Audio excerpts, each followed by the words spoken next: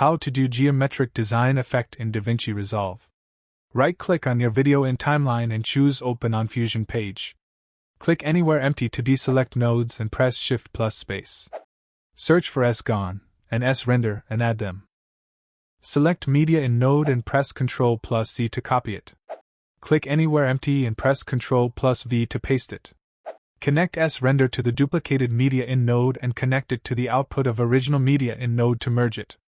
Select the duplicate media in Node, press Shift plus space, search for drop shadow, and add it. Set drop distance to 0.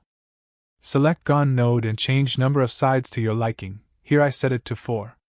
Adjust the size of Ngon in the viewer to your liking. Move the playhead to the start, and select drop shadow node. Click on diamond button next to shadow strength, and set it to 0 to create a starting keyframe.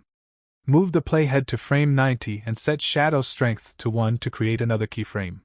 Now select the merge node, move the playhead to the start, and click on diamond button next to size to add a starting keyframe. Move the playhead to the frame 90 again and increase size to around 1.1 to add another keyframe. Open up spline panel and check both drop shadow and merge checkboxes.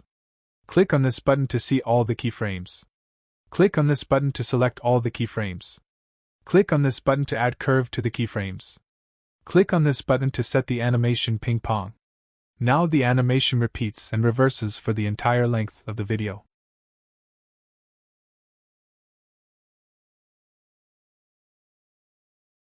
Now you can go back to the edit page.